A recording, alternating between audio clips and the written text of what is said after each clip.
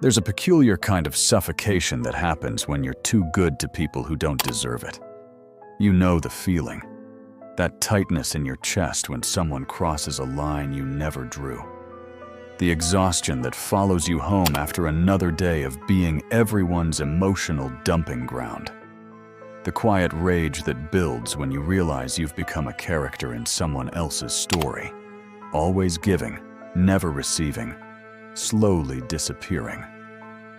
Carl Jung saw this clearly. He understood that the greatest threat to your psychological survival isn't the obvious villain. It's the subtle vampire, the one who feeds on your kindness, the one who weaponizes your empathy, the one who makes you complicit in your own destruction. In the depths of his research into the human psyche, Jung discovered something disturbing. We don't just tolerate toxic behavior, we invite it. We roll out the red carpet for our own diminishment. Why? Because somewhere along the way, we learned that having boundaries makes us difficult, that protecting our energy makes us selfish, that honoring our worth makes us arrogant. But Jung knew better. He understood that every time you tolerate the intolerable, you're not being noble. You're betraying your own soul. You're teaching people exactly how little you value yourself. And worse, you're creating a shadow so dense, so heavy, that it will eventually swallow you whole. Think about it. How many times today did you say yes when every cell in your body screamed no? How many conversations did you endure that left you feeling hollow? How many people are currently in your life not because they add value, but because you're too afraid to be seen as mean? This is where the darkness gets specific. Jung didn't just warn us about toxic people in general. He identified 7 precise behaviors that act like psychological poison. 7 ways people slowly kill your spirit while you hand them the knife. And once you see them clearly, once you understand how they operate in your life right now, you'll never be able to unsee them. That's where we descend next. The first unacceptable behavior is the most insidious. Chronic emotional dumping disguised as friendship. Jung observed that certain people don't want connection. They want a garbage disposal for their negativity. They call it venting, but it's actually vampirism. They show up only when they're drowning, dump their chaos into your psyche, then disappear once they feel lighter. You're not their friend. You're their unpaid therapist, their emotional toilet. The shadow truth? You allow it because it makes you feel needed, important. But Jung warns, this false sense of purpose is destroying your actual purpose. Every hour you spend absorbing someone else's toxicity is an hour stolen from your own evolution. The second behavior cuts deeper, the subtle art of boundary erosion. It starts small. They're 15 minutes late, then 30. They borrow without returning. They interrupt your work just for a second that turns into an hour. They treat your no like the beginning of a negotiation. Jung understood this as a form of psychological warfare. Each small violation is a test. Will you defend your territory, or will you let them colonize your life, piece by piece? Here's what most people miss. These aren't accidents. They're strategies. The person doing this has learned that you're more afraid of conflict than you are protective of your peace. So they push, gently, consistently, until you wake up one day and realize you don't own your own time anymore. The third poison Jung identified: performative victimhood. These are the people who've turned suffering into currency. Every conversation becomes a competition of who's had it worse. They're not interested in solutions. They're addicted to problems. They need you to witness their pain, validate their helplessness, enable their stagnation. Jung saw this as the ultimate shadow projection. They refuse to integrate their own darkness, so they make you carry it. They won't do the work of transformation, so they can script you into their permanent pity party. And the truly insidious part? They make you feel guilty for having any joy in your life.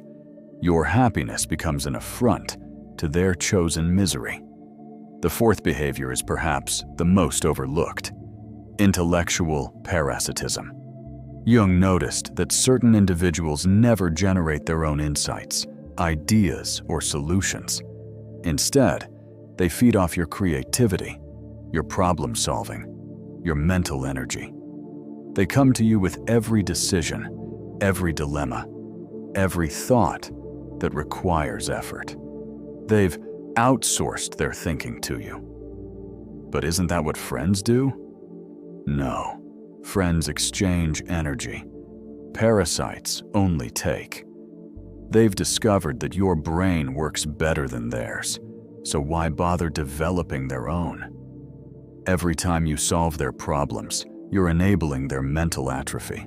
And worse, you're depleting your own cognitive resources that should be directed toward your own growth. The fifth destroyer of souls: selective availability. Jung understood this as a form of psychological manipulation. These people appear when they need something and vanish when you do. They're too busy for your crisis, but expect you to drop everything for theirs. They remember you exist only when you're useful. This isn't friendship. It's exploitation with a smile. And the shadow truth Jung revealed? You tolerate it because deep down, you believe this is all you deserve. That conditional love is better than no love. That being used is better than being alone. The sixth poison: covert competition disguised as support. These are the people who congratulate you through gritted teeth, who minimize your achievements while maximizing their own, who can't celebrate your wins without mentioning their bigger ones. Jung saw this as shadow envy. They're competing with you while pretending to be on your team. Watch how they respond to your good news.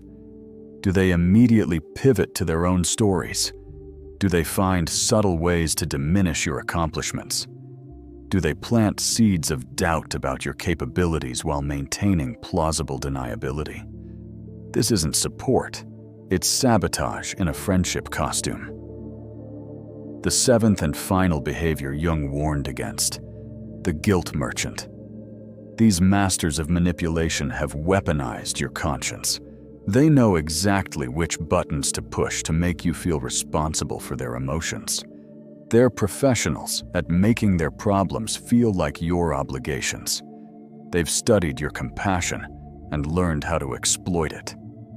After all I've done for you, I guess I'm just not important. If you really cared. These aren't expressions of hurt. They're psychological weapons designed to override your boundaries. Jung understood that guilt is the most effective tool for controlling good people, and these individuals have turned it into an art form. Here's the realization that changes everything. Jung discovered that we don't tolerate these behaviors because we're weak. We tolerate them because we're afraid of our own power. Setting boundaries means admitting you matter. Saying no means believing you deserve better. Removing toxic people means trusting that you're worthy of real connection. And that terrifies us more than the slow death of constant depletion. Jung wrote, "Everything that irritates us about others can lead us to an understanding of ourselves." But he also knew that understanding isn't enough. Integration requires action. It requires you to stop being complicit in your own diminishment. The question isn't whether these people will change. They won't. The question is whether you'll continue to sacrifice yourself on the altar of their dysfunction. Whether you'll keep choosing their comfort over your own evolution. Whether you'll remain a supporting character in their drama or finally become the protagonist of your own story. Jung spent his life studying the shadow, that dark, rejected part of ourselves we refuse to acknowledge. But perhaps the darkest shadow of all is this: the part of us that believes we deserve to be drained. The part that thinks our worth is measured by how much we endure. The part that would rather suffer in company than thrive in solitude. The 7 behaviors aren't just external threats. They're mirrors showing us where we've abandoned ourselves, where we've chosen the familiar hell over the unknown heaven, where we've decided that being needed is more important than being whole. But here's what Jung knew that most people don't. Every moment of tolerating the intolerable is a choice, and every choice is a chance to choose differently, to choose yourself, to choose your own evolution over their comfortable dysfunction. The people who drain you will not applaud this transformation. They'll call you selfish, cold, changed. Let them. Their opinion of you is no longer your concern. Your only concern is the opinion of the person you're becoming, the one who no longer betrays themselves for the comfort of vampires. In the end, Jung's warning wasn't about them. It was about you, about the life you're wasting in service to people who wouldn't notice if you disappeared tomorrow, about the dreams you're sacrificing to maintain relationships that leave you empty. The shadow knows the truth. Every behavior you tolerate is a vote for who you're willing to become. And if you keep voting for depletion, don't be surprised when you wake up one day completely hollow, wondering where you went. The question that remains is simple: how much more of yourself are you willing to lose before you finally say enough?